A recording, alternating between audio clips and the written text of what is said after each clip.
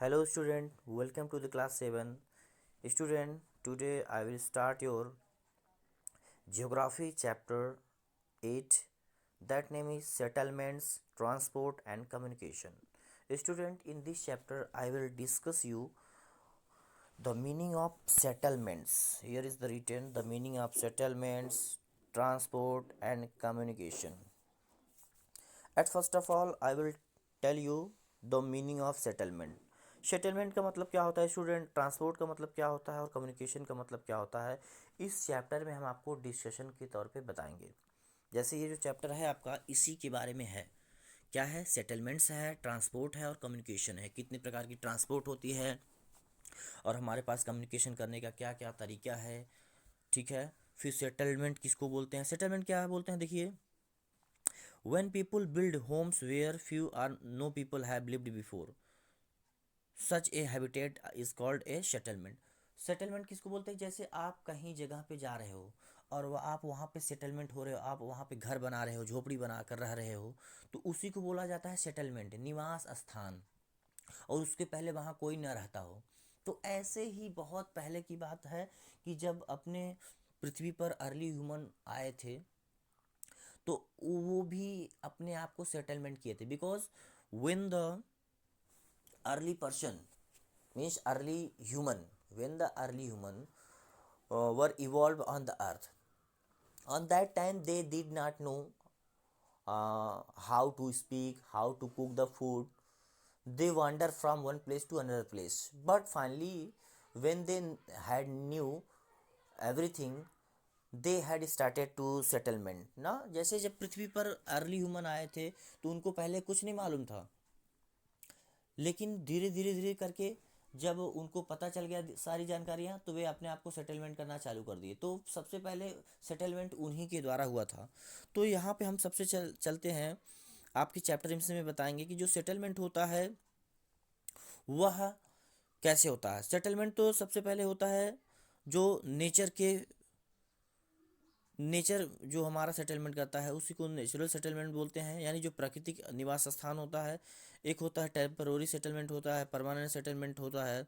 देखिए यहाँ पे लिखा गया है कि settlement describes any form of human habitation even if a single dwelling.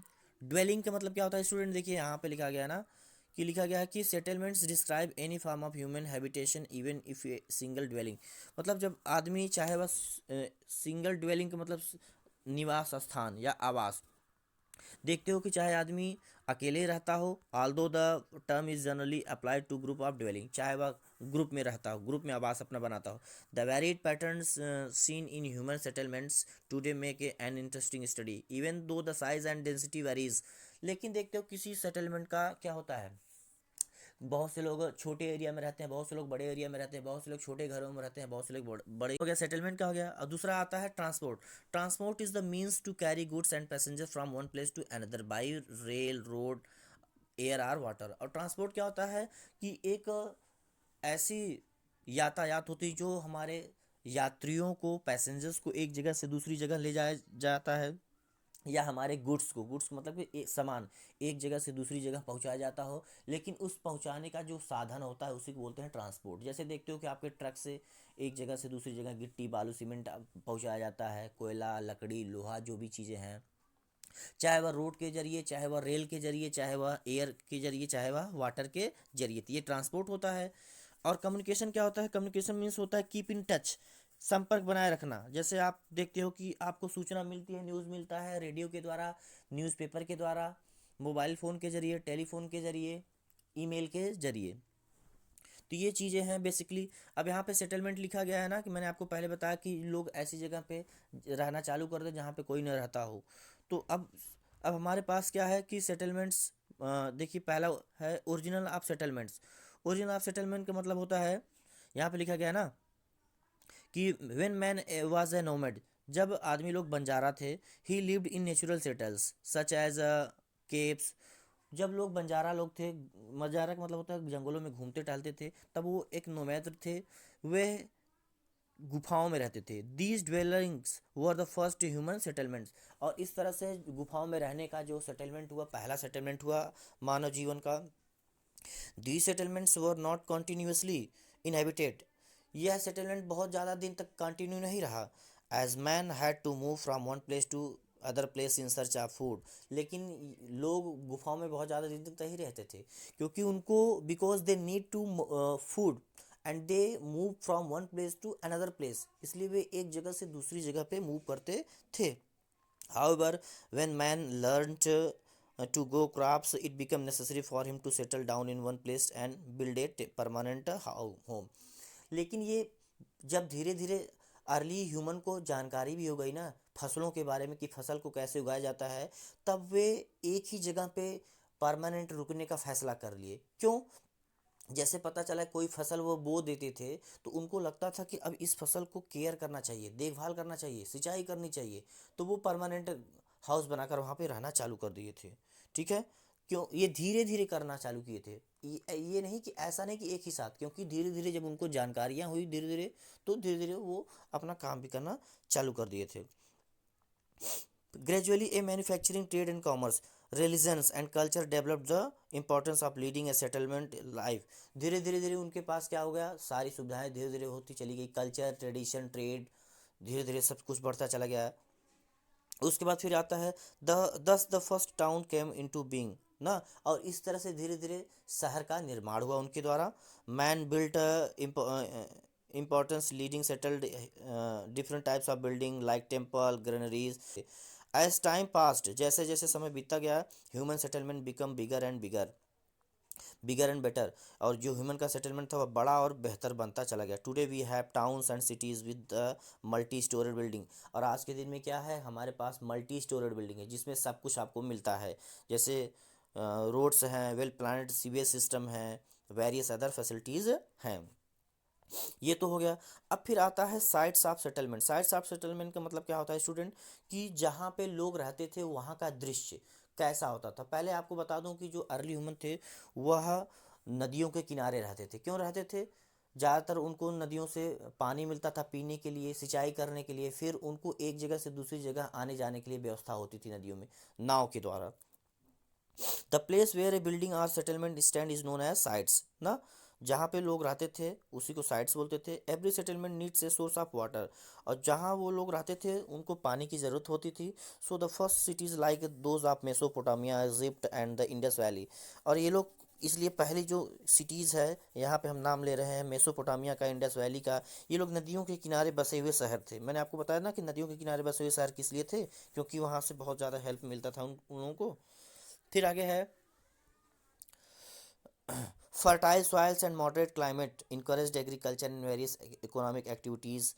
Such conditions are usually found in plains. और धीरे धीरे वो जहाँ पे रहते थे फर्टाइल मतलब उपजाऊ ज़मीनें भी रहती थी, जहाँ पे वो अपने कंडीशंस के हिसाब से अपने फसल को भी उगा लेते थे. ठीक है. फिर आगे चलते हैं. अब देखिए आगे है आपका कि people generally settle where it easy to learn a living. और लोग वहीं पे ज़्यादातर रहते थे जहाँ पे लोगों को सुविधा होती थी रहने के लिए, जहाँ पे लगता था कि हमारे पास यहाँ ये व्यवस्था हो सकती है. Therefore settlements come up near mines and industrial area. और इसलिए वो लोग ज़्यादातर कहाँ रहते थे, जहाँ पे उनको सब चीज़ें मिल जाती थी. कई लोग जहाँ जैसे कोयले की खदान होती थी वहाँ पर रहना चालू कर दिए थे, क्योंकि वहाँ से उनको कोयला मिलता था, वहाँ काम भी करते थे. ठीक है. मतलब धीरे धीरे धीरे धीरे करके अपने आप को वो प्रमोट करना चालू कर दिया, रहना चालू कर दिए. जैसे जैसे उनको जगह मिलता गया वैसे वैसे अपने आप को वो सेटलमेंट करना चालू कर दिए थे. फिर आगे आता है कि the designs of houses in a settlement and the material of which they are built often depends on the natural condition of the site. जो वे घर बनाते थे ना वो नेचुरल कंडीशन के हिसाब से बनाते थे. नेचुरल कंडीशन के हिसाब से बनाने का मतलब क्या है, कि जैसे देखते हो कि बर्फीले क्षेत्र में अगर रहते थे तो बर्फीले क्षेत्र के हिसाब से घर बनाते थे. अगर वह डेजर्ट वाले एरिया में रहते थे, जैसे रेगिस्तान वाले एरिया में रहते थे, तो उस तरह के बनाते थे ताकि जो घर है वह अंदर से कूलिंग करे.